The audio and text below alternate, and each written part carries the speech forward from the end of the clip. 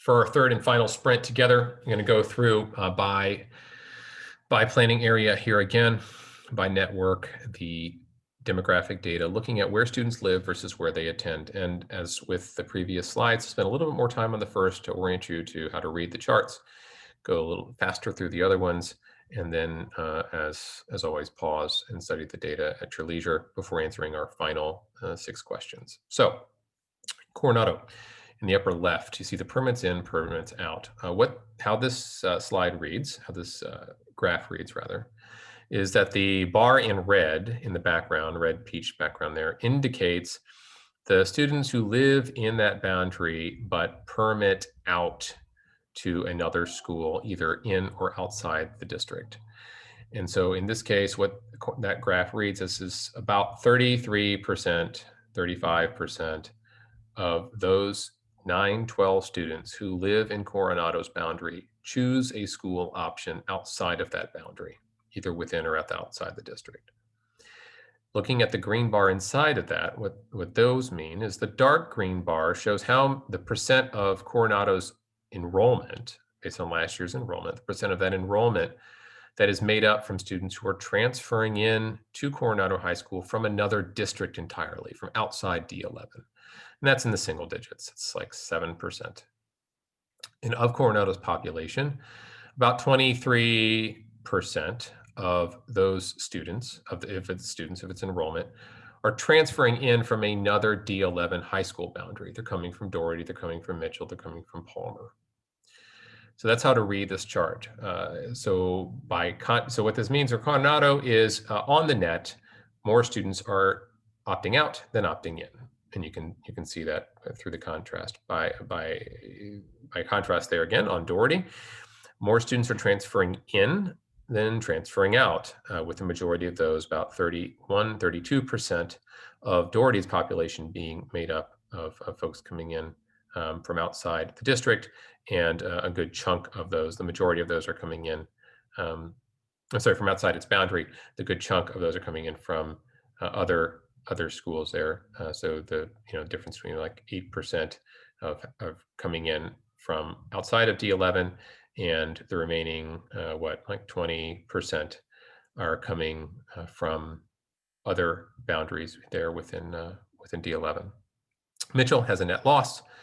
About over half of the students who live in that boundary go to another school, and Palmer has a net gain with about, again, same as Coronado, a similar trend there, but they have almost half of Palmer's population is made up of folks who are transferring in. About 15% of those folks are from out of D11 entirely, with the remainder of those transfers in, about the remaining 30% coming from other D11 boundaries. If you look below that, high school attendance area, by attendance by area, what this means is that 65% of those who attend Coronado live in its boundary. So they live and attend. They live in that boundary and they attend the school. 16% of those in Coronado attend another D11 high school, and 19% go outside.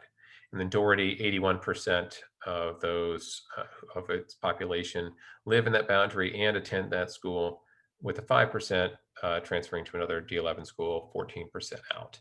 And you can read the same Mitchell and Palmer. In the upper right, in the upper right there, you see the high school, its capacity, that's permanent capacity, its enrollment, historic, and its utilization current. Okay, so and now I'll be a little bit faster here. So I'm not going to read every line item like I did for the high schools, but for middle schools, you see the same data. Where you have that peach red in the upper left, permits in out analysis. When that exceeds the green, you have more people on the net leaving that school's boundary than attending into it.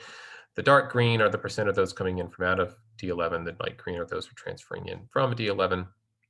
And you can just see net win, net gain, net loss based on transfers there and by what type. And then the attendance area, you can see there again how many students live in that boundary and attend the school, how many transfer out to another D11 school, and how many go to another program. Elementary schools in Coronado, same thing. you can see that data here, transfers in, transfers out, attendance by area, by school, and then your wayfinding map there.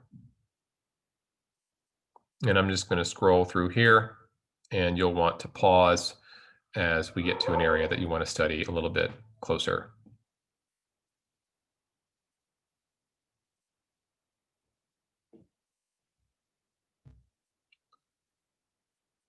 Okay, so that's it for the presentation. Thank you very much for your attention and time to this background data as you answer the survey.